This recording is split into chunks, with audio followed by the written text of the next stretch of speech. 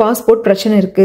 மியா பிரான்ஸ்லயே இருந்து அந்த பிரச்சனையை பார்க்க போறாங்களா, இல்ல மியா கூட இவரும் ஓயங்கும் இருக்கிறதுனால தாய்லாந்து போக மாட்டாரா, இதுக்கப்புறம் என்னதான் நடந்தது அப்படிங்கறத நம்ம கண்டினியூவா பார்த்துடலாங்க.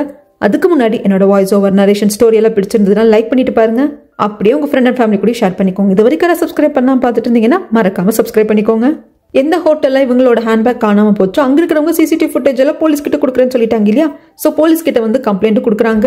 இப்போ பிரெஞ்சு போலீஸும் ஆக்ஷன் எடுக்கிறாங்க. நீங்க ஃபாரின் கண்ட்ரில தான் சைனால இருந்து வந்திருக்கீங்க, அதனால உடனே என்ன ஏதுன்னு பாக்குறோம். ஆனா நல்ல வேலையா உங்க பாஸ்போர்ட் வீசா இது எல்லாத்துக்குமான ஒரு காப்பி வந்து உங்க மெயில் இருந்ததுனால பிரச்சனை இல்லை. அடுத்த வாட்டி உங்க பேக்கை பத்திரமா வச்சுக்கோங்க. உங்க பாஸ்போர்ட் அண்ட் தென் வீசா உங்க மெயில காப்பியா இருந்ததுனால அதை வச்சு டெம்பரவரியா டூரிஸ்ட் வீசா உங்களுக்கு அரேஞ்ச் பண்ணி கொடுக்குறேன். அதுக்குள்ள உங்க பாஸ்போர்ட்டை கண்டுபிடிக்கிறதுக்கான ஏற்பாடு பண்றோம்னு சொல்லிடுறாங்க. வெளியே வர சமயத்துல பிரான்ஸ்ல இருந்து எல்லாத்தையும் நான் பாத்துக்கிறேன். ஓயங், நீ நேரா தாய்லாந்து போ. நீ அங்க போயிட்டு வந்து பாக்ஸிங் பண்ண. நீ கண்டிப்பா ஜெயிக்கணும். தோத்துட்டேன் இல்ல அடிபட்டுருச்சு அப்படிங்கிறதுக்காக நீ தவண்டு போய் உட்காந்துடக்கூடாது. உடனே ஹாஸ்பிட்டல் போகணும்.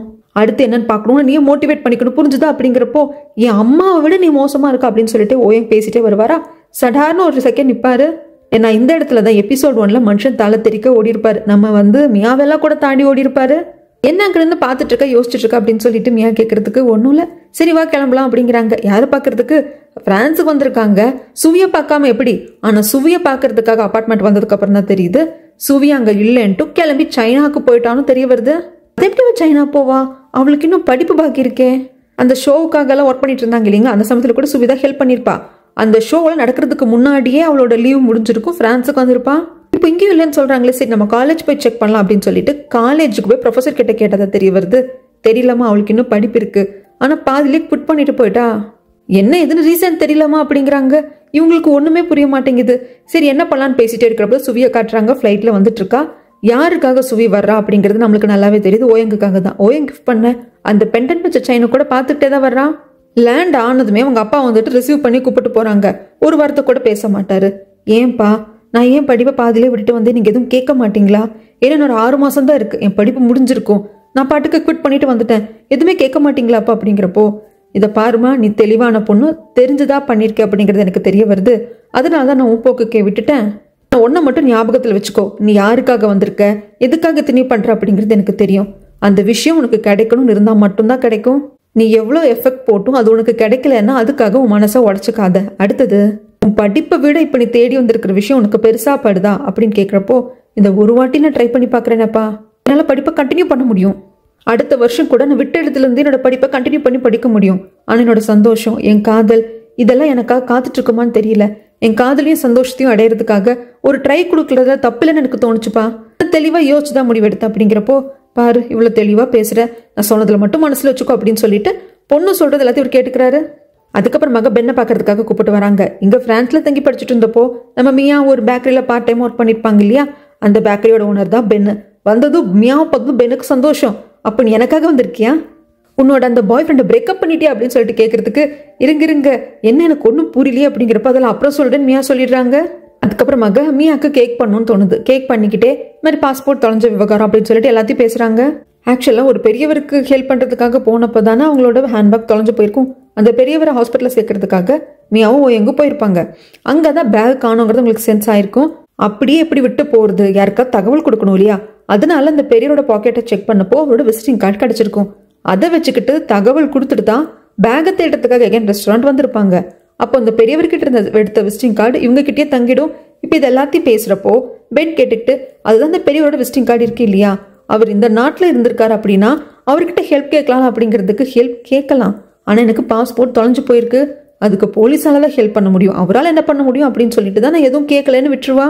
இங்க ஈராவோட அப்பாவுக்கு ஒரு ஷாப் வச்சு கொடுத்தாங்க இல்லையா ஈராவோட அம்மா, அங்க ஷாப்பிங் பண்ற மாதிரி வந்த கூட ஈராவோட அப்பாவை பார்த்துக்கிட்டு தான் இருப்பாங்க. அப்பா அந்த இடத்துக்கு ஷெங்கு வருமா.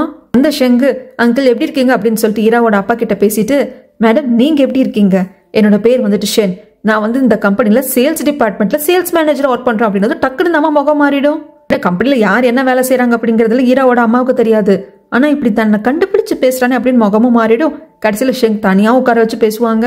பேச ஆரம்பிக்கிறதுக்கு முன்னாடி ஷெங் வந்து காலாட்டிக்கிட்டே இருப்பானா, அதை நோட்டீஸ் பண்ணவங்க ஆம்பளைங்க காலாட்டினா புவர் ஆயிடுவாங்க அப்படின்ட்டு அர்த்தம், மனசு ஸ்டேபிளா இல்லைன்னு அர்த்தம் அப்படின்னதும் அவன் எல்லாத்தையும் கண்ட்ரோல் பண்ணிட்டு, இதை பாருங்க இவர் இருக்காரு இல்லையா அங்கிள், ஈராவோட அப்பா அப்படிங்கிறது எனக்கு தெரியும். ஏன்னா இவரு அடிக்கடி ஈரா இருக்கிற இடத்துல இருக்கிற மாதிரியே இருக்கு, ஈராவை ஃபாலோ பண்ற மாதிரி இருந்தது, அதனால என்ன எதிர் விசாரிக்க போனப்போதான் இவரு தான் ஈராவோட உண்மையான பயாலஜிக்கல் ஃபாதர் எனக்கு தெரிய வந்தது.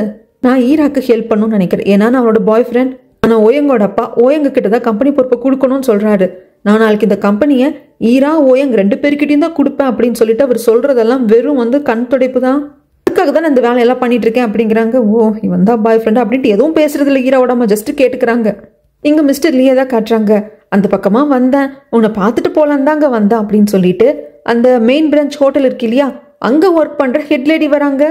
இந்த பக்கமோ சின்ன வேலை இருந்ததுப்பா, அந்த வேலையை முடிச்சுட்டு அப்படியே உன்னை பார்த்துட்டு சீமா எப்படி இருக்கான்னு கேட்டு போலான் தான் வந்தேன். அவளுக்கு உடம்பு சரியில்லை அப்படின்னு சொல்லிட்டு 2 நாள் லீவ் கேட்டு எடுத்துட்டு இருந்திருக்கா. டிரைவர் கூட சொன்னாங்க. இப்போ ஓகேவாப்பா, டாக்டர் கிட்ட கூப்பிட்டு போனீங்களா அப்படிங்கிறப்போ, என்ன சொல்றீங்க, என் தங்கச்சி சீமாக்கு உடம்பு சரியில்லையா, அப்ப இன்னைக்கு வேலைக்கு வரலையா அப்படிங்கிறப்போ, இல்லையே நீ என்ன கேள்வி கேட்கறத பார்த்தா உனக்கே தெரியாது போல இருக்குங்கிறப்பதான் நம்மளுக்கு காட்டுறாங்க. கிடைச்ச கொஞ்சம் பணத்துல தாய்லாந்துக்கு டிக்கெட் புக் பண்ணிட்டாங்க, ஃபிளைட்ல போயிட்டு இருக்காங்க. ஃபர்ஸ்ட் கிளாஸ் கிடைக்கல, பட் இருந்தாலும் பரவாயில்ல, எப்படியாவது போய் நம்ம எங்க பார்க்கணும் அப்படிங்கிறதுக்காக இவ கிளம்பிட்டா. யார்கிட்ட போய் என்ன கேட்கறது அப்படின்னு சொல்லிட்டு தெரியல. சரி, வீட்டுல கண்டிப்பா தாத்தாக்கு தெரியும், ஏன்னா சீமா தாத்தாக்கு செல்லம் தானே, அதனால தாத்தா கிட்ட பேசலான்னு வந்தா. சீமாவா? சீமா அவர் ஏதோ தேடிட்டு தான் இருப்பாரு. அந்த சமயத்துல சீமாங்கிற பேரை காதுல கேட்டதும் கடைசியா அந்த பைப்பை நான் கிளீன் பண்ணி வச்சப்போ சீமாதான் கூட இருந்தா அப்படிங்கிறாங்க. ஒரு கோர்வையா நம்மளோட லீக்கும் புரிஞ்சு போயிடுது. அதுவும் பாட்டி கடைசி எனக்கு கொடுத்த கிஃப்டடா, அது லிமிட்டட் எடிஷன், 10ல் 1 என்கிட்ட தான் இருந்தது. அதுவும் பாட்டி ஞாபகார்த்தமா வச்சிருந்தேன். இதே மாதிரிதான் அங்க சீமா உட்காந்துட்டு இருந்தா, நான் கிளீன் பண்ணிட்டு இருந்தேன், அதுக்கப்புறம் தான் போயிட்டு வந்தா காணாம போச்சு அப்படிங்கிறப்போ, ஓகே இந்த ஸ்மோக்கிங் பைப் எடுத்துட்டு எங்கேயோ கொண்டு போய் வித்துருக்கா, காசு பண்ணியிருக்கான்னு தெரிஞ்சு போச்சு. ஆனா அந்த காசு எடுத்துட்டு எங்க போனான்னு தெரியல. இந்த பக்கமாக பென்னோட அந்த பேக்கரிலேயே கொஞ்சம் கேக்கெல்லாம் செஞ்சதுக்கு அப்புறமாக அங்கிருந்து கிளம்பிட்டாங்க. காலையிலேயே இவங்க செக் அவுட் பண்ணிட்டு தான் சாப்பிட்டுட்டு தாய்லாந்துக்கு ஃப்ளைட்டை பிடிக்கலான்னு இருந்திருப்பாங்க. அந்த சமயத்துல தான் இவங்க ஹேண்ட்பேக் காணாம போயிருக்கும். இப்போ பாஸ்போர்ட் இல்லாததுனாலையும் இதுக்கப்புறம் நான் உன்னை இப்படி தனியாக விட்டு போகிறதுக்கு எனக்கு மனசே இல்லைமையா, நானும் உன் கூடவே இருக்கேன். தாய்லாண்டில் பாக்ஸிங் காம்படிஷன், அதில் ஒரு பிரச்சனை கிடையாது. உன்னை தனியாக விட்டு போகிறதுக்கு எனக்கு மனசு வரல. உனக்கு இப்போ டெம்பரவரி டூரிஸ்ட் விசா கிடைச்சிருக்கு இல்லையா, அது வரைக்கும் இருந்தும் பாஸ்போர்ட்டும் பேக்கெல்லாம் கிடைச்சதுக்கு அப்புறமாக நாம இங்கேருந்து சைனாக்கு கிளம்பிடலாம் அப்படிங்கிற முடிவுக்கு வந்திருப்பாங்க. இப்போ வேற ஒரு ஹோட்டலில் போயிட்டு தங்கலாம் அப்படிங்கிற சமயத்தில் பெரிய ஒரே ஒரு ரூம் தான் இருக்கு அப்படின்னு சொல்லிடுறாங்க. எங்கும் பரவாயில்லன்னு சொல்லிடுறாங்க. ஏன் அப்படிங்கிறதுக்கு இதை பாரு, ஒன்று காஸ்ட் கட்டிங், இன்னொன்று வெளியே பயங்கரமா மழை பெய்யுது, இங்கே ஒரே ஒரு ரூம் தான் இருக்கு, ஆனால் பெருசா இருக்குன்னு சொல்லிட்டாங்க. வேண்டாம், எங்களுக்கு 2 ரூம் வேணுங்கிறதுக்காக மறுபடியும் வெளியெல்லாம் போய் அழைய முடியாது அப்படின்னு சொல்றப்போ, இருந்தாலும் மியாக்கு இது லைட்டா கொஞ்சம் ஒரு மாதிரி டிஸ்டர்பன்ஸா தான் இருக்கு. சரி, நீங்க பெட்ல படுத்துக்கோங்க, நான் சோஃபால படுத்துக்கிறேன் மியா சொல்றதுக்கு, இல்ல நான் சோஃபால படுத்துக்கிறேன், நீ பெட்ல படுத்துக்கணும், மாறி மாறி இங்க சண்டை போட்டு இருக்கிறப்போ, ஈராவோட அம்மா கிட்ட எல்லாம் பேசுனதுக்கு அப்புறம் ஈராவோட அம்மா போயிருப்பாங்க. அதுக்கப்புறம் ஷெங்கு கிட்ட பேசுறதுக்காக ஈராவோட அப்பா நீ அவசரப்பட்டு நீ ஈராவை காதலிக்கிற விஷயத்த சொல்லிட்டியோ அப்படிங்கிறப்போ, இல்ல அங்கிள், இன்னைக்கோ சொல்லிதான் தீரணும், முன்கூட்டியே சொல்றதுல தப்பு கிடையாது. அது மட்டும் இல்லாம நான் ஈராக்கு ஹெல்ப் பண்றேன் அப்படிங்கிறது ஈராவோட அம்மாவுக்கு தெரியணும், ஏன்னா ஈராவோட அம்மா மூலியமாவும் நம்மளுக்கு கொஞ்சம் ஹெல்ப் கிடைக்கணும் அப்படின்னு சொல்லிட்டு இந்த பயப்புள்ள ஷெங் ஒரு பெரிய பிளான் போட்டு வச்சிருப்பான். அந்த பிளானு கஸ்தி வரமா, உங்களுக்கு தாய்லாந்துல யாராவது தெரியுமா, நீங்க ஜெயில இருந்திருக்கிறீங்க, கண்டிப்பா உங்களுக்கு சில பேர் தெரிஞ்சிருக்கும், ஏன்னா 20 வருஷம் இருந்திருக்கீங்க, அவங்கள வச்சு தாய்லாந்துல நாம ஒரு கிட்னாப் பிளான் பண்ண போறோம், அதை வச்சுதான் இந்த ஓயங்கோட அப்பாவுக்கு மரண அடி கொடுக்க போறோம், அப்படி யாராவது தெரிஞ்சா கொஞ்சம் சொல்லுங்களேன் அப்படிங்கிறப்போ, சரி விசாரிச்சு பார்த்துட்டு சொல்றேன் அப்படின்ட்டு இவரும் லைட்டா விட்டுடுறாரு. இந்த பக்கம் சோஃபால நான் படுத்து தொங்கிக்கிறேன் அப்படின்னு சொல்லிட்டு மியா கடைசியில சோஃபாலே படுத்து தொங்கிடுவாங்க. இவர் ரெஸ்ட் ரூம் போயிட்டு வந்தவர் நான் சொல்ல கேட்காம சோஃபாலே தொங்கிருக்கா பாரு அப்படின்னு சொல்லிட்டு, சரி அவளை பெட்ல படுக்க வைக்கலாம் அப்படின்னு எடுத்து பெட்ல படுக்க வச்சு மியாவை பார்த்துக்கிட்டே இருக்காரு. தூங்கிட்டு இருக்கான்னு நினைச்சு மியா கிட்ட மனசுல இருக்கிறதெல்லாம் பேசுறாரு. அன்னைக்கு நான் ஒரு நாள் வீட்டுக்கு வந்திருந்தேன் இல்லையா, உங்க அப்பா கூட நான் பேசிட்டு இருந்தப்போ நீ மார்க்கெட் போயிட்டு வந்ததும் அங்க நான் இருந்திருக்க மாட்டேன், என்னாச்சு ஏதாச்சும் எங்க அப்பா என்ன பேசினாருன்னு என்கிட்ட கேட்டேன். நான் சொல்லல. உங்க அப்பா என்கிட்ட என்ன தெரியுமா சொன்னாரு, ஷெங்கும் மியாவும் தான் ஒன்று சேர்ந்து வாழணும், அவங்க 2 பேர் எகேன் பேட்சை பாக்குறதுக்கு நீ தான் தம்பி ஹெல்ப் பண்ணணும்னு என்கிட்ட கேட்டாரு. அவர் அப்படிங்கிட்ட கேட்டப்போ எனக்கு எங்கிருந்து அவ்வளோ கோவம் வந்தது அப்படிங்கிறதும் தெரியல. அவ்வளோ பெரிய ஏமாற்றத்தை என்னால் ஏற்றுக்க முடியாமல் இருந்தது. கிட்டத்தட்ட ஒரு வாரமா எனக்கு மன நிம்மதி இல்லாமல் இருந்தது. அப்பதான் எனக்கு ஃபீல் ஆச்சு, நான் உன்னை காதலிக்கிறேன்னு சொல்லிட்டு என்னால் யாருக்காகவும் உன்னை விட்டு கொடுக்க முடியாதுன்னு சொல்லிட்டு எனக்கு அப்பதான் ஃபீல் ஆச்சு. எனக்கு உன்னை எவ்வளோ பிடிச்சிருக்கு, நான் எவ்வளோ உன்னை லவ் பண்ணுறேன் அப்படிங்கிறத அப்பதான் நான் எனக்குள்ளே உணர ஆரம்பித்தேன். உன்னை பார்க்குறப்போ நீ கொஞ்சம் லூஸு தான், கொஞ்சம் இடியட் தான், பட் இருந்தாலும் நீ எனக்கு ஸ்பெஷல் அப்படின்னாலும் சொல்லிட்டு இருக்கிறப்போ, ஆக்சுவலாக மியா தூங்கலைங்க, இதெல்லாம் கேட்டுட்டு தான் இருக்காங்க. ஐயோ என்னது என்னென்னமோ உளறிட்டு இருக்கானு அப்படிங்கிற மாதிரி தான் மியாக்கு இருக்கும். பட் இருந்தாலும் தூங்குற மாதிரியே இருந்துரு மியா, நீ முழிச்சிட்டு இருக்க, இதெல்லாத்தையும் கேட்டுங்கிறது மட்டும் இவனுக்கு தெரிஞ்சிடக்கூடாதுன்ட்டு தூங்குற மாதிரி பவலா பண்ணிட்டு இருப்பாங்க. இப்படி பேசிட்டே இருந்தவர் மியா கிட்ட மியாவை கிஸ் பண்ணலாம் அப்படின்னு தோணி கிஸ் பண்ற அளவுக்கு வந்துருவாங்க. இப்போ என்ன பண்றதுன்னு மியாக்கு இருக்கும். ஆனா அந்த சமயத்துல கரெக்டா எங்களுக்கு ஒரு ஃபோன் கால் வந்துடும். அந்த ஃபோன் கால் வந்தது மியாவை காப்பாத்துச்சு. சரியான நேரத்தில் ஃபோன் கால் வந்துருச்சு அப்படின்னு சொல்லிட்டு டக்குனு ரெஸ்ட் ரூம்குள்ள வந்து தான் பேசுவாரு. பண்ணது வேற யாரும் கிடையாது, மிஸ்டர் லீ தான். டேய் எங்கடா இருக்க, தாய்லாந்துலயா அப்படின்னு சொல்லிட்டு கேட்கறதுக்கு, தாய்லாந்து போகல. ஏன் என்னாச்சு, எதுக்கு போகல? உன்னை வந்து பார்க்கணும் அப்படிங்கிறதுக்காக தான் நானும் நீயும் பேசினதை என் தங்கச்சி ஒட்டு கேட்டிருப்பான்னு நினைக்கிறேன். பணத்தை எப்படியோ ஏற்பாடு பண்ணி தாய்லாந்துக்கு டிக்கெட் புக் பண்ணி போயிருக்கா. பணத்தை ஏற்பாடு பண்ணிட்டாலே பயப்புள்ள எங்க போயிருப்பா அப்படின்னு சொல்லிட்டு நான் விசாரிச்சப்போதான் தாய்லாந்துக்கு ஃபிளைட்ல டிக்கெட் புக் பண்ணியிருக்கான்னு தெரிய வந்தது. உன்னதாண்ட தேடி போயிருக்கா அப்படிங்கிறப்போ அவளை யார் என்ன தேடி போக சொன்னது லீ சொல்றாங்க. சரி இப்போ என்ன பண்றது? அது மட்டும் இல்லாம உனக்கு தாய்லாந்துல பாக்ஸிங் காம்படிஷன் இருக்கு இல்லையா, நீ அங்கதானே போயிருக்கணும் அப்படிங்கிறதுக்கு, இல்ல என்னால போக முடியாத சுச்சுவேஷன். அதுக்கு காரணம் நான் வந்துட்டு மியா கூட தான் வந்திருக்கேன். மியாவோட பாஸ்போர்ட் வச்சிருந்த பேக் வந்து தொலைஞ்சு போச்சு. அவளுக்கு வந்து இப்போ டெம்பரவரி டூரிஸ்ட் விசா தான் கொடுத்துருக்காங்க. அவள் பாஸ்போர்ட் எல்லாம் கிடைச்சதுக்கு அப்புறமாக நாங்கள் எல்லாருமே வந்துட்டு நானும் மியாவும் வந்துட்டு சைனாக்கு வந்துடுவோம் அப்படின்னு வந்து, எனது மியா உங்க கூட வந்திருக்காளா அப்படிங்கிறாங்க. இது லீக்கே அதிர்ச்சி தான். இதுக்கு மேலே என்ன சொல்றதுன்னு தெரியாம டக்குன்னு ஃபோனை கட் பண்ணிடுறாரு லீ. இந்த பக்கம் சும்மா தாய்லாந்துக்கும் வந்துட்டா. எந்த இடத்துல பாக்ஸிங் காம்படிஷன் நடக்கும் அப்படிங்கிறது இவளுக்கு தெரியும். ஏன்னா ஃபோனில் பேசினப்பவே சும்மா வந்துட்டு ஒட்டு கேட்டு இருந்திருப்பா. அதுக்கு பக்கத்தில் இருக்கிறது தான் இது பெரிய ஹோட்டல், இங்கே தான் வந்து தங்கியிருப்பாங்க அப்படின்னு விசாரிச்சா, இல்லையே ஓயங்க அப்படின்னு நீங்கள் சொல்கிற பேரில் யாருமே ரூம் புக் பண்ணல அப்படின்றவாங்க. இங்கே ஷெங் கேட்டுக்கிட்ட மாதிரி ஈராவோட அப்பா தாய்லாந்து ஒரு ஆளை செட் பண்ணுறதுக்கான ஏற்பாடு எல்லாத்தையும் பண்ணிட்டாங்க. இங்கே இருக்கிறவங்கள வச்சு அவங்க ஓயங்க வந்து கடத்திடுவாங்க. இதுக்கான ஆளெல்லாம் செட் பண்ணுற வரைக்கும் ஈராவோட அப்பாவுக்கு ஓகே. ஆனால் அவருக்கு அதுக்கப்புறம் மனசு வந்து படப்படம் அடிச்சுக்குது. எனக்கு என்னமோ இதில் சரிப்பட்டு வரணும் தோணல ஷெங். நீ சொன்ன நான் பண்ணிட்டேன், ஆனால் இது எவ்வளோ பெரிய தப்பு தெரியுமா, மாட்டுன்னு அப்படிங்கிறப்போ, அங்கிள் இங்கே எதுக்கு கவலைப்படாதீங்க, எல்லாத்தையும் நான் பார்த்துக்கிறேன், பர்ஃபெக்டாக எல்லாம் நடக்கும். சரி இப்போ ஓயங்க கடத்தி நம்ம என்ன பண்ண போறோம் அப்படிங்கிறதுக்கு அங்கதான் இருக்கு மாஸ்டர் பிளானே. ஒயங்க கடத்தி லம்சம் அமௌண்ட்டை கேட்கலாம். நம்மளுக்கு நிறைய பணம் வேணும். அது இருந்ததுன்னா யாரெல்லாம் ஓயங்குக்கு சேர்மன் ஆகிறதுக்காக ஓட் பண்றதாக ஷேர் ஹோல்டர்ஸ் இருக்காங்களோ அவங்க கிட்ட எல்லாம் பேரம் பேசலாம் அப்படிங்கிற பிளான் தான் ஷெங்குக்கு. இப்படித்தான் பொண்ணுக்காக தான் எல்லாமே அப்படிங்கிறதுனாலதான் இவரும் ஓகே ஓகேன்னு பண்ணிட்டு இருக்காரு. இந்த பக்கம் பிரான்ஸை தான் காட்டுறாங்க. அடுத்த நாள் விடிஞ்சிருச்சு. ஓயங்க என்னென்ன பேசுறாங்க அப்படிங்கிறது மியாக்கு தெரியும். ஆனா மியா கேட்டுட்டா அப்படிங்கிறது ஓயங்குக்கு தெரியாது. மியாவால ஓயங்க ஃபேஸ் பண்ணவே முடியல. சாப்பாடை வந்து அப்படியே தலை குடிஞ்சு லபக் லபக்குன்னு சாப்பிட்டு இருக்காங்க.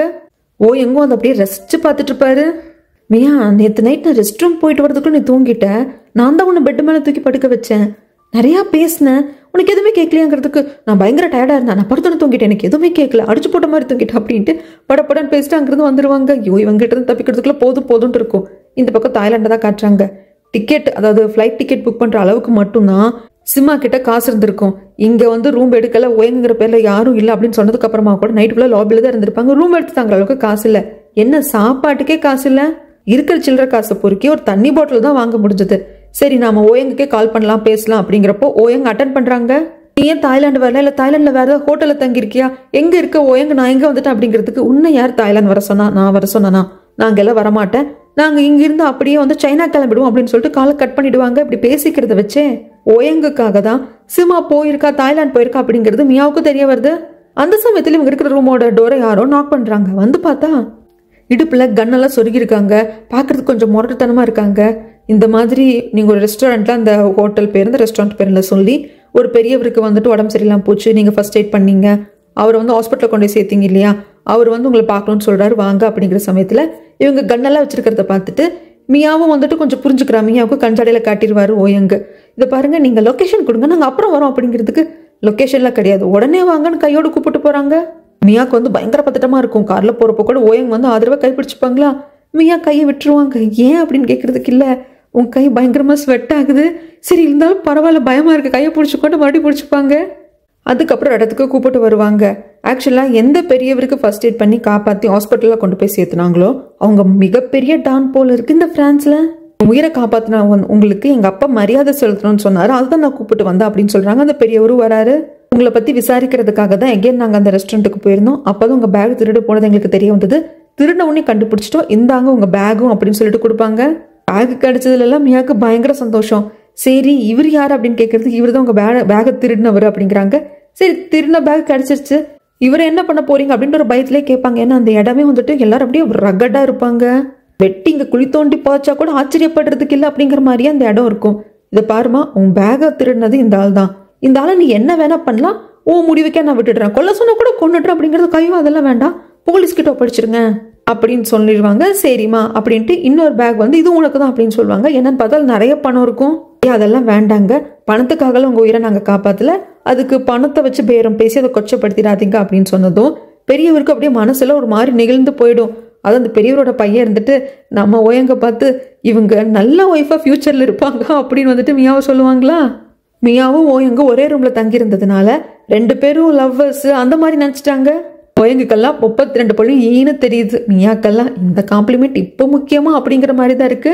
சரி பணம் தான் வேண்டான்ட்டீங்க, கண்டிப்பா என் கூட டின்னர் சாப்பிட்டு தான் போகணும் அப்படின்னு பெரியவர் கட் அண்ட் ரைட்டா சொல்லிடுறாங்க. மறுக்க முடியல, ஏன்னா சிச்சுவேஷன் அப்படி. மறுத்தா நம்மளையே வெட்டி சமைச்சு சாப்பிட்டுருவாங்களோ அப்படிங்கிற மாதிரி ஒரு பயம். அதனால ஓகே நாங்கள் உங்க கூட டின்னர் சாப்பிட்டு போறோம் அப்படிங்கிற முடிவுக்கு வராங்க. இதை பாரு ஓயங், என்னோட பேக் கிடைச்சிருச்சு, பாஸ்போர்ட் வீசா எல்லாத்துலயும் இருக்கு, அடுத்து நம்ம தாய்லாந்து போகலாம் அப்படிங்கிறாங்க. வேண்டாம், நாம என்ன டைமோ என்ன நேரமோ சரியில்லை, சைனாக்கே போயிடலாம் தான் ஓயங் சொல்லுவாங்க. வேண்டாம், உன் பாக்ஸிங் காம்படிஷன் இருக்கு, இப்போ போனா கூட நாம டக்குன்னு கலந்துக்கலாம். அது மட்டும் இல்லாம அங்க சீமா இருக்கா, நாம யாருக்காக பாக்குறோமோ இல்லையோ அங்கிள் லீக்காக பார்க்கணும்ல அப்படிங்கிறாங்க. ஓயங்கே கன்வின்ஸ் பண்ணிடுறாங்க, தாய்லாந்துக்கு போலாங்கிற முடிவுக்கு வந்துட்டாங்க. ஆனா அடுத்த ஒரு நாளும் தனியா தான் இருந்திருப்பா, பாவம் காசும் இல்லை சிமா கிட்ட. அதனால மிச்சம் மீதி வச்சுட்டு டேபிள்ல போவாங்க இல்லையா, அது எல்லாத்தையும் எடுத்து சாப்பிடுவா. உனக்கு இதெல்லாம் தேவையாடிமா அப்படிங்கிற மாதிரி தான் பாக்குற நம்மளுக்கு இருக்கும்.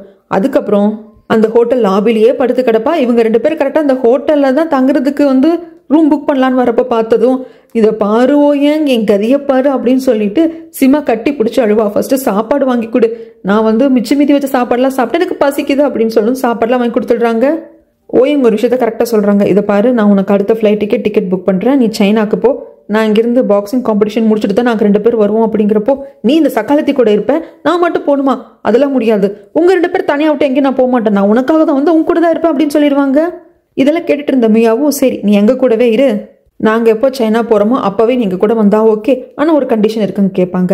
என்ன கண்டிஷன் சீமா கேட்கறதுக்கு, பழைய விஷயங்கள்லாம் பழசோட விட்டுடணும், தேவையே இல்லாமல் நீ என் கூட சண்டை போடக்கூடாது, 3 பேரும் நம்ம இங்கே பீஸ்ஃபுல்லாக இருக்கணும். அப்படிங்கிற சமயத்தில் அதுக்கு சான்ஸே இல்லைன்னு சொல்லிட்டு சீமா சொல்லிடுவா. அப்போ வேற வழி கிடையாது, சாப்பிட்டதுக்கு பில் பே பண்ணிட்டு உன் வழியை நீ பாரு, நாங்கள் கிளம்புறோம் அப்படிங்கிறதுக்கு இல்லை டீல் ஓகே ஒத்துக்கிறேன் அப்படின்னு சொல்லிடுறா. ஷெங்கு கிட்ட பேசினதுக்கு அப்புறமாக ஈராவோட அம்மாவுக்கு தன்னோட பொண்ணான ஈராவை பார்த்து பேசணும் அப்படின்னு சொல்லிட்டு தோணும். அதனால நேரம் ஆஃபீஸ்க்கே ஈரா கிட்ட பேசுவாங்க. என் லைஃபை நீ பாடமா எடுத்துக்கோமா, அது மட்டும் இல்லாம நான் ஷெங்கை பார்த்தேன், எதர்ச்சியா தான் பார்த்தேன், ஷெங் மூலியமாக நீ ஷெங்கை காதலிக்கிற அப்படின்னு எனக்கு தெரிய வந்தது. ஷெங்கு தான் சொன்னான் உன்னை இந்த கம்பெனியோட சேர்மன் ஆகிறதுக்காக அவன் உழைக்கிறதாகவும் சொன்னான். எல்லாம் ஒரு பக்கம் இருக்கட்டும், ஆனா உன் சாய்ஸ் பர்ஃபெக்டா இருக்குன்னு எனக்கு தோணலமா, எனக்கு ஷெங்கு மேல அபிப்பிராயம் இல்லை. அப்படிங்கிறப்போ இவங்க எப்படி விட்டு கொடுப்பாங்க, ஷெங்குக்கு தான் சப்போர்ட் பண்றாங்க. கடைசியில சரி உன் வாழ்க்கை உன் இஷ்டம்னு விட்டுடுறாங்க. இவங்க 3 பேர் இந்த ஹோட்டல் ரூம் எடுத்து தங்க ஆரம்பிக்கிறாங்க. மிஸ்டர் லீக்கு கால் பண்ணி ஓயங்க எல்லாத்தையும் சொல்றதுக்கு மியா சொன்னதும் சரிதான், ஏற்கனவே உங்க 2 பேரையும் இல்ல உன்னையெல்லாம் கிடையாது, என் தங்கச்சி மியாவை தான் ஏதோ ஜென்ம பகையாளி மாதிரி பாக்குறான், அங்க இருக்கிறதுல அந்த பகை மாறுறதுக்கும் வாய்ப்பு இருக்கு. அண்ட் தென் உன்னை கல்யாணம் பண்ணிக்கோன்னு பின்னாடி சுத்திட்டு இருக்கா இல்லையா, அதுவும் மாறுறதுக்கு வாய்ப்பு இருக்கு, அதனால அங்க இருக்கிறது தான் நல்லது அப்படின்னு சொல்லிடுறாங்க. இது நம்ம ஓயங்குக்கு சுத்தமா பிடிக்கவே இல்லை, ஏன்னா அவர் ஏதோ ஹனிமூன் மாதிரி பிளான் பண்ணிட்டு வந்தாரு, கடைசியில் அது சொதப்பிக்குச்சு. ஆனா சும்மா சொல்லக்கூடாதுங்க, இந்த ட்ரியோ காம்போ செம்மையா தான் இருக்கும். 2 பேரும் மாறி மாறி ஓயங்க பார்த்துப்பாங்க. ட்ரைனிங் எடுக்கிறப்போ இவங்க கவுண்ட் பண்றதாக இருந்தாலும் சரி, ஓயங்குக்கு ஏதாவதுன்னா தண்ணி கொண்டு கொடுக்கறதா இருந்தாலும் சரி, பார்க்கறதுக்கு ரொம்ப நல்லா தான் இருக்கும். இங்க சீனை அப்படியே கட் பண்ணா ஈராவோட அம்மா அவங்களோட அண்ணனை பார்க்க வந்திருக்காங்க. அவரும் தங்கச்சிக்கு ட்ரிங்க்ஸ் எல்லாம் கொடுத்துட்டு சொல்லு எதுக்கு வந்திருக்க அப்படின்னு கேட்கறதுக்கு, அண்ணா நீ அண்ணன், இது என் குடும்பம், நான் பிறந்த வீடு, இங்க நான் வரக்கூடாது அப்படிங்கிறதுக்கு, நிறுத்துமா நீ யாருங்கிறது எனக்கு தெரியும், நீ வந்திருக்கேன்னா கண்டிப்பா இதை உனக்கு கேட்கறதுக்கு தான் வந்திருக்கிற, அதை ஃபர்ஸ்ட் என்னன்னு சொல்லு அப்படின்னதும் சரி அண்ணா நீ டைரக்டா பாயிண்ட்டுக்கு வந்ததுனால நானே சொல்றேன், நீ கண்டிப்பா கேள்விப்பட்டிருப்ப ஓயங்கோட அப்பா ஓயங்க அடுத்த சேர்மேன் ஆகணும் அப்படின்னு கங்கணம் கட்டிட்டு இருக்கிறாரு. அவர் காலத்துக்கு அப்புறம் அவன் தான் சேர்மேன் ஆகணும் அப்படிங்கிறதுக்காக அவசர மீட்டிங்கை கூட்டிட்டு இப்போ அவனை முக்கியமான மேனேஜிங் டைரக்டர் ஆக்க பாக்குறாரு. நீ கேள்விப்பட்டிருப்பி அப்படிங்கிறப்போ கேள்விப்பட்டேன், மீட்டிங் ஷெட்யூல் கூட நெக்ஸ்ட் மந்த் என்னமோ நினைக்கிறேன். இப்போ அதில் என்ன பிரச்சனை அப்படிங்கிறப்போ, எனக்கும் அந்த கம்பெனியில் ஷேர்ஸ் இருக்குன்னா உனக்கு ஒரு 30% ஷேர் இருக்கு, அதை வச்சு என் பொண்ணு ஈராக்கு சப்போர்ட் பண்ணும் அப்படின்னு கேட்குறப்போ, ஈரா ஓயங் 2 பேரும் உன் குழந்தைங்க தானே, 2 பேருக்கிட்டே பாகுபாடு பார்க்குற அப்படிங்கிறப்போ, ஏன்னா அப்பா வேறையா இருந்தாலும் பெத்தது நீ தானே அப்படிங்கிற மாதிரி தான் அவருக்கு கேட்குறாரு. அது ஈராவோட அம்மாவுக்கு புரியுது. ஆனா அவரு அவருக்கு பிறந்த பையனான ஓயங்க தான் எல்லாமே விதத்துலயும் முன்னிலைப்படுத்துறோம்னு நினைக்கிறாரு. என்னோட பொண்ணு ஈராவுக்கு அந்த முன்னிலைமை கிடைக்கிறது இல்ல, ஆனா அவ தான் அதிகமா உழைப்ப போட்டிருக்கா, அதனால தானே அப்படிங்கிறப்போ, நீ இவ்வளோ பேசுற இவ்வளோ இது பண்ற, ஆனா நாங்க இந்த குடும்பம் அப்பானாலும் கணக்கு தெரியவே இல்லைல்ல, உன் புருஷன் அதாவது நீ 2ஆவதா இப்போ ஒருத்தனை கல்யாணம் பண்ணிட்டு வாழ்ந்துட்டு இருக்கியே, அந்த புருஷன் அந்த ஏலத்துல ஜெயிச்சு அதுக்கு அவன் பணம் கட்டுறப்போ பணம் இல்லாம அதுக்கு கொஞ்சம் நாங்க கொடுத்தோம், அதுல ஆரம்பிச்ச கம்பெனி தான் இது, இதுல எங்களுக்கும் ஈக்குவல் ஷேர் வரணும் அப்படின்ற சமயத்துல நீ பெரிய பிரச்சனை பண்ணி 30% ஷேர் வேணா வச்சுக்கோங்க, அதுக்கப்புறமாக எனக்கும் உங்களுக்கு சம்மந்தம் இல்லைன்னு சொல்லிட்டு போனவனி. அதெல்லாம் எனக்கு மறக்கவே கிடையாது, எல்லாமே ஞாபகம் இருக்கு அப்படிங்கிறதுக்கு. அண்ணா எனக்கு புரியுது, நான் ஒயங்கோட அப்பாவை கல்யாணம் பண்ணிக்கிட்டும் சந்தோஷமா வாழல, அவருக்கு ஒரு பையனை பெற்றுட்டேனே தவிர்த்து எந்த ஒரு சந்தோஷமும் எனக்கு கிடைக்கல. என் லைஃப் இன்னும் அப்படி இருக்கிற மாதிரி தான் இருக்கு. எப்படா டைவர்ஸ் பண்ணிட்டு வாழ்க்கை ஆரம்பிப்போம், தனியா சந்தோஷம் வாழ்வோம் தான் எனக்கு தோணுது. அப்படின்னு டைவர்ஸ் வாங்கிட்டு வந்துட்டா சொத்து இருக்குமே தவிர்த்து கம்பெனி விவகாரத்துல நான் எதுவும் பண்ண முடியாது, என் பொண்ணு ஈராக்க நான் ஹெல்ப் பண்ண முடியாது. அதனாலதான் நான் உங்ககிட்ட கேட்கிறேன், கண்டிப்பா எல்லாரும் ஓயங்குக்கு ஓட் பண்ற மாதிரி தான் ஓயங்கோட அப்பா எல்லா ஷேர் ஹோல்டர்ஸ் கிட்டையும் பேசியிருப்பாங்க, எல்லாத்தையும் செட் பண்ணி வச்சிருப்பாங்க. அதனாலதான் நான் அந்த இடத்துல நீ கொஞ்சம் பேசணும், நீ ஒன் ஆஃப் த ஷேர் ஹோல்டரா பேசணும் அப்படிங்கிறதுக்காக கேட்கறேன் அப்படிங்கிறதுக்கு இவரும் சரின்னு சொல்லிடுறாரு. இங்க தாய்லாந்துல பாக்ஸிங் காம்படிஷனுக்காக பிராக்டிஸ் பண்றது மட்டும் இல்ல, ஜாலியா ஷாப்பிங் பண்ணிட்டே இருப்பாங்க. அப்படி ஷாப்பிங் பண்றப்போ சிமா வந்து ஓயங் கிட்ட ஒட்டி ஒட்டி வருவா, ஓயங் விலகி போவாங்க. ஆனா இவரா போயிட்டு மியா கிட்ட தான் ஒட்டி ஒட்டி பேசுவார். இதை அவ நோட்டீஸ் பண்ணவ ஒரு ஷாப்ல ஏதோ ஷாப்பிங் பண்ணிட்டு இருக்கிறப்போ அங்க இருக்கிற ஒரு பொருளை யாருக்கும் தெரியாம எடுத்து நம்ம மியாவோட பேக்ல போட்டு விட்டுடுவா. அந்த ஷாப்பை விட்டு வெளியே வரப்போ பீப் சவுண்ட் கேட்க ஆரம்பிச்சிரும். மேடம் உங்க பேக்கை செக் பண்ணும் அப்படின்னு சொல்றப்போ மியா குடுக்கறதுக்கு ரெடியா தான் இருப்பா. ஆனா சும்மா இருந்துட்டு பயங்கரமா சீன் போடுவா. எதுக்காக குடுக்குற மியானி, நாம் இவ்வளவு பொருள் வாங்கியிருக்கோம், பணம் பே பண்ணிட்டு போறோம், அப்படி நம்ம என்ன திருடிட்டு போயிருக்க போறோம் அப்படிங்கிறதுக்கு பரவாயில்ல விடு சிமா, நான் திருடல அப்படின்னு அவங்க பாத்துக்கிட்டோம் அப்படின்னு சொல்லிட்டு பேக்கை கொடுத்துருவாங்க. ஆனா இவங்க பில் போடாம ஒரு பொருள் எடுத்துட்டு போயிருக்காங்க அப்படிங்கறத கண்டுபிடிச்சிருவாங்க. என்ன பெருசு யோகிய மாதிரி பேசுனீங்க, போலீஸ்க்கு கால் பண்ணுங்க அப்படிங்கிற சமயத்துல இல்ல இங்க கேமரா இருக்கே செக் பண்ணுங்க, நான் வந்து திருடலைங்க அப்படின்னு சொல்லிட்டு மியா சொல்லுவாங்க. இல்ல இங்க இருக்கிற கேமராஸ் வந்து ஒர்க் ஆகுறது இல்ல, அதனால இங்க இருக்கிற கேமரா ஃபுட்டேஜ் எங்களால செக் பண்ண முடியாது அப்படின்னு சொல்லிடுவாங்க. இப்ப என்ன பண்றது, நாம தப்பு பண்ணலன்னு எப்படி ப்ரூவ் பண்றது அப்படின்ட்டு மியா ஒன்னும் புரியல. இந்த லேடி போலீஸ்க்கு கால் பண்ண சொல்லிட்டாங்க அங்க சேல்ஸ் டிபார்ட்மெண்ட்ல இருக்கிறவங்க. அப்ப ஒரு கப்பல் வந்து அங்க இந்த ஷாப்கள் வந்து ரொம்ப நேரம் ஆச்சு, எங்களுக்கு அப்புறமா தான் இந்த 3 பேரும் வந்தாங்க, அதுலயும் இந்த பொண்ணு நிக்கிறாளே நம்ம சீமாவை கை கட்டி தான் சொல்லுவாங்க. ரொம்ப நேரமா மேல அதுக்கு இதுக்கு பாத்துக்கிட்டே இருந்தா சந்தேகமாவே இருந்தது. அவதான் ஒரு பொருளை எடுத்து அங்க நிக்கிற அந்த பொண்ணோட பேக்குள்ள போட்டா அப்படின்னு சொல்றாங்க.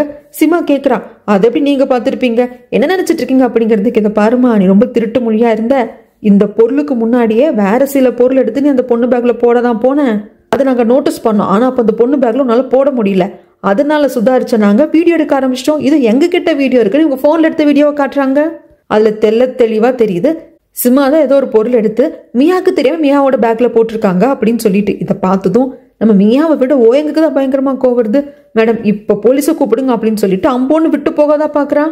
சிமா அழ ஆரம்பிச்சிருவா, ப்ளீஸ் நான் தப்பு பண்ணிட்டேன், நான் மன்னிச்சிருன்னு அழறதுக்கு, அதெல்லாம் என்னால மன்னிக்க முடியாது, நீ என்ன வேணா பண்ணிக்கோ அப்படின்னு சொல்லிட்டு போக பார்க்க, இல்ல இவங்க தெரியாம பண்ணிட்டாங்க விட்டுருங்கன்ட்டு மியா பறிஞ்சு பேசுறதுக்கு, அப்படிலாம் விட முடியாது, எடுத்த பொருளுக்கு காசை கொடுத்து நீங்க வாங்கிட்டு போங்க விட்டுட்டுறோம் அப்படிம்பாங்க. ஓயங் பே பண்றதுக்கு தயாரா இல்ல. கடைசியில மியா தான் பே பண்ணிட்டு வெளியே கூப்பிட்டு வருவாங்க. வெளியே வந்தது ஓயங் மியாவை தான் திட்டுவாங்க, நீ தான் இவளுக்கு வரிஞ்சு கட்டிட்டு சப்போர்ட் பண்ண, என்னமோ திருந்திருவா, நமக்குள்ள இருக்கிற பிரச்சனை எல்லாம் மாறிடும்னு சொல்லிட்டு நீ தான் சொன்ன, இதுல திருந்தாதான் ஜென்மம், இவளை உடனே இங்கிருந்து அனுப்பணும் அப்படிங்கிறதுக்கு, இல்ல ப்ளீஸ் இந்த ஒரு வாட்டி எனக்கு லாஸ்ட் வார்னிங் மாதிரி கொடுங்களேன் ப்ளீஸ் மியா அப்படின்னு சொல்லிட்டு கெஞ்சிக்கிட்டே வந்துட்டு சிமா இருப்பாளா. சரி லாஸ்ட் வார்னிங் கொடுக்குறேன்ட்டு மியாவும் சொல்லிடுவா. இப்போ ஓயங்க்கு பயங்கர கோவம் வரும். சரி மியா அவ நம்ம கூட இருக்கிறதுக்கு ஓகே நீ சொல்லிட்டா, ஆனா நான் சொல்ற கண்டிஷனுக்கு தான் கட்டுப்படணும், எனக்கு மியா அசிஸ்டன்ட், மியாக்கு நீ தான் சிமா அசிஸ்டன்ட் அப்படின்னு சொல்லிட்டு எங்க 2 பேர் பேக்கி நீ தான் தூக்கிட்டு வரணும், எங்களை விட்டு 2 அடி தள்ளி நடக்கணும் அப்படின்னு சொல்லிட்டு பனிஷ்மெண்ட் கொடுத்துருவாங்க. வேற வழி ஓயங் கூடவே இருக்கணும் அப்படிங்கிறதுக்காக சிமா அதையும் ஒத்துக்கிறான். இந்த பக்கம் தாய்லாந்துல ஒரு கேங்ஸ்டர் மாதிரி ஒருத்தனை காட்டுவாங்க. இவன் தான் ஓயங்க கடத்த போறது, அதுக்கான ஏற்பாடெல்லாம் பண்ணியாச்சு. அது எல்லாத்தையும் ஷெங்கு கிட்ட ஈராவோட அப்பா சொல்லிட்டு இருக்காங்க. ஓயங்க அவன் கடத்தினதுக்கு அப்புறமாக அவங்க கிட்ட கண்டிப்பா வந்து அந்த பணம் கேட்பாங்க இல்லையா, அவங்க பையனை வேணும்னா இவ்வளவு பணம் கொடுங்க அப்படின்னு சொல்லிட்டு கேட்பாங்க. ஒரு 100 கோடி ரூபாய் கேட்கலாம் அப்படிங்கிற முடிவுக்கு வந்திருக்காங்க. அப்படி இந்த 100 கோடி ரூபாவை இவங்க மேல பழி வந்துடக்கூடாது இல்லையா, இவங்க இதுக்குள்ள இருக்காங்க தெரியக்கூடாது, ஒரு போலியான அக்கௌண்ட் கிரியேட் பண்ணி அந்த அக்கௌண்ட்டுக்கு டிரான்ஸ்ஃபர் ஆகிற மாதிரி பண்ணிட்டாங்க. அந்த அக்கௌண்ட்டை ஷெங்கோட பேர்ல தான் இவர் ஓபன் பண்ணியிருப்பாரு. அப்ப கூட ஷெங் கேட்பாங்க, அங்கிள் எதுக்கு என் பேர்ல ஓபன் பண்ணீங்க, உங்க பேர்ல ஓபன் பண்ணிருக்கலாம்ல, ஏன் ஷெங் உங்க பேர்ல ஓபன் பண்ண இப்ப என்ன பிரச்சனை, இல்ல அங்கிள் நான் அந்த பிரச்சனைக்காக சொல்லல, யார் பேர்ல இருந்தா என்ன, பட் நீங்க என் பேர்ல ஓபன் பண்ணதுக்கான ரீசன் தான் கேட்கிறேன் அப்படிங்கிறப்போ, இதை பாரு அந்த போலி அக்கௌண்ட்டுக்கு பணம் கைமாற்றப்பட்டதுக்கு அப்புறமாக அந்த 100 கோடியை நாம நம்மளோட அக்கௌண்ட்டுக்கு எடுத்துக்கிற அந்த டிரான்ஸ்ஃபர் வேலையை பார்க்கணும், அதை நான் பார்ப்பேன் அப்படிங்கிறப்போ, அங்கிள் டிரான்ஸ்ஃபர் வேலையை நானே பார்ப்பனே, எதுக்கு என் பேர்ல போலி அக்கௌண்ட் அப்படிங்கிறப்போ, சொல்றது ஃபுல்லா கேளு, நீ என் கூட இருக்க முடியாது, நீ தாய்லாந்து போகணும், என்ன சொல்றீங்க அப்படின்னு கேட்கிறப்போ, இங்க பாரு அவன் வந்து ஓயங்க கடத்தினதுக்கு அப்புறமாக 100 கோடி ரூபாய் கேட்பானா, அப்போ இங்கிருந்து இவர் அரேஞ்ச் பண்ணி அதை எடுத்துட்டு போறப்போ அந்த பணத்தை கொடுக்கறதுக்கு ஓயங்கோட அப்பா போறாங்களோ இல்ல பாடி கார்டு போறாங்களோ இல்ல யார் போறாங்களோ அவங்க கூட நீ போகணும், அப்படி நீ போற மாதிரி பாத்துக்கணும், நம்பிக்கையான ஒரு ஆள் கூட வந்தா மட்டும்தான் இந்த பிளானையே நடத்துவேன் அப்படின்னு சொல்லிட்டு இந்த தாய்லாந்து இருக்கிறவன் சொல்லிட்டானம்மா. அதனால நம்ம ஆள் ஒருத்தன் அவங்க கூட வருவான், அவன் தான் பணத்தை எடுத்துட்டு வருவான், அல்லது பணத்தை எடுத்துட்டு வர்றவங்க கூட வருவோம் அப்படிங்கிற மாதிரி சொல்லி வச்சிருக்கேன். ஸோ நீ அங்கே போகணும். ஏன்னா இன்னொன்று சொல்கிறேன், நம்ம யாரையுமே 100% நம்ப முடியாது. இப்போ நீ தாய்லாந்து போகல, பணத்தை எடுத்துட்டு இங்கிருந்து வேற யாராவது போகிறாங்க. அங்கே தாய்லாண்டில் இருக்கிறவங்க எப்பேற்பட்டவன்னு எனக்கு தெரியாது. நான் இங்கே இருக்கிற எனக்கு தெரிஞ்சவங்க, ஜெயில எனக்கு தெரிஞ்சவங்களை வச்சு தான் தாய்லாண்டில் அப்படி நான் செட் பண்ணியிருக்கேன் ஓயங்க கடத்துறதுக்கு. இப்போ ஓயங்கோட அப்பா யாரோ ஒருத்தங்க கிட்ட 100 கோடி ரூபாய் பணத்தை கொடுத்து அனுப்பிச்சிடுறாருன்னு வச்சுக்கலாம். பணம்னா கேஷை எடுத்துகிட்டு போக மாட்டாங்க, ஒரு அக்கௌண்ட்டில் இருக்கும், அதுக்கான பாஸ்வேர்டு இருக்கும். அவன் அந்த பாஸ்வேர்டை போட்டுக்கிட்டு நாம் போலியாக கிரியேட் பண்ணியிருக்கிற அக்கௌண்ட்டுக்கு அந்த கடத்தல்காரை அனுப்பாமல் வேற அக்கௌண்ட்டுக்கு அனுப்பிச்சுக்கிட்டானா என்ன பண்ண முடியும்? ஆனால் நம்மளுக்கு வரணும் தானே, அப்போ தானே ஷேர் ஹோல்டர்ஸ் எல்லாத்தையும் வந்துட்டு ஈராக்கு ஓட் பண்ண வைக்க முடியும். அல்ல நீயே யோசிச்சு பாரு அப்படிங்கிறாங்க. இல்லை என்னால் அவங்க கூட போக முடியுமா? ஓயங்களோட அப்பா கிட்ட போய் உங்கள் பையனை காப்பாற்றுறதுக்கு நான் போகிறேன்னு சொல்ல முடியுமா? முடியாது. நீ நம்பிக்கையானால் அவங்க கம்பெனியில் வேலை வேறு செய்கிற, ஸோ நீ போகலாம்ல அப்படிங்கிறப்போ அதனால தான் நான் உன்னோட பேரில் வந்துட்டு அந்த அக்கௌண்ட்டை ஓப்பன் பண்ணேன். அந்த போலி அக்கௌண்ட்டுக்கு பணம் வந்ததுக்கு அப்புறமாக டிரான்ஸ்ஃபர் பண்ணுற வேலையை நான் இங்கிருந்து பார்த்துக்கிறேன் அப்படின்னு சொல்லிடுவாங்க. இது கொஞ்சம் கன்வின்சிங்கான பதிலாக இருக்கிறதுனால ஷெங்கு ஓகே ஏற்றுக்கிறாங்க. இங்க பிளான் எக்ஸிக்யூட் ஆக ஆரம்பிச்சிருச்சு. ஓயங்கோட போட்டோ கிடைச்சிருச்சு. ஓயங்க கடத்துறதுக்கு எல்லாம் ரெடி ஆயிட்டாங்க. இங்க மேட்ச் ஸ்டார்ட் ஆகிற சமயத்துல பிரான்ஸ்ல விளையாண்டப்போ ஒருத்தன் வந்துட்டு நம்ம ஓயங்க தோக்கடிச்சிருப்பான் இல்லையா அந்த ஃபர்ஸ்ட் ரவுண்ட்ல, அவன் இங்க வந்து சவால் விட்டுட்டு போறான். மியாவையும் சிமாவையும் கொஞ்சம் அசிங்கமா பேசிட்டு போயிடுவான். இதுல நம்மளோட ஓயங்க வந்துட்டு பயங்கரமா ப்ரொவோக் ஆயிடுவாங்க. இந்த பாக்ஸிங் மேட்சை பாக்குறதுக்காகவும் ரூனாவும் வந்திருப்பாங்க, மைக்கும் வந்திருப்பாங்க. ஆரம்பத்துல ஓயங்க கொஞ்சம் தோத்துக்கிட்டு தான் இருப்பாரு. அவரால் வந்துட்டு ஈடு கொடுக்க முடியாம தான் இருக்கும். தோள்பட்டை வேற இறங்கின மாதிரி இருக்கும். அப்போ நம்ம மியாவை தான் கூப்பிட்டு எனக்கு தோள்பட்டை இறங்கிருக்கு, அதை சரி பண்ணி விடு அப்படிங்கிறதுக்கு, இல்லை வேண்டாம் விட்டுரு, நாம இப்போ தோத்தா கூட மறுபடியும் ஜெயிச்சுக்கலாம் அப்படிங்கிறதுக்கு, இல்லை நீ சரி பண்ணி விடு, உனக்கு தெரியும் இல்லையா எனக்கு கொஞ்சம் கொஞ்சம் ட்ரீட்மெண்ட் எல்லாம் வந்துட்டு மியாவுக்கு தெரியும், நீ பண்ணி விடு அப்படிங்கிறப்போ சிமாவும் பார்த்துட்டு அவன் தான் கேட்குறான்ல மியா பண்ணி விடு, அவன் தோள்பட்டையை நீ சரி பண்ணி விடு, உன்னால முடியும்னா நீ பண்ண, அவன் கண்டிப்பாக ஃபைட் பண்ணுவான், அவன் கேட்குறான்ல அப்படின்னு சொன்னதுனால மியாவும் ஹெல்ப் பண்ணுறான். அதுக்கப்புறம் போய் ஃபைட் பண்ணுறப்போ பயங்கரமாக போராடி ஜெயிச்சிடுறாரு. அப்படி அவர் ஜெயிச்சதும் மியாவும் வந்து ஹக் பண்ணிப்பாங்க, பின்னாடி சிமாவும் வந்து ஹக் பண்ணிப்பாங்க. இந்த சீனே பார்க்கறதுக்கு ரொம்ப க்யூட்டாக இருக்கும். 2 பேர் 2 பக்கம் நின்றுட்டு ஓயங் ஜெயிச்சிட்டா அப்படின்னு சொல்லிட்டு கத்தி குதிச்சுட்டு இருக்க இந்த மேட்சை பார்த்துட்டு இருக்கிற ரூனாக்கும் மைக்குக்கும் ஷாக் ஆகிடும். மைக் கேட்பான், ரூனா இது என்ன அந்த பொண்ணு பார்க்கறதுக்கு குன்ன மாதிரியே இருக்கா அப்படின்னு சொல்லிட்டு கேட்க, இதுக்கப்புறம் என்ன நடந்தது அப்படிங்கிறத நான் அடுத்த வீடியோல வந்து சொல்கிறேங்க.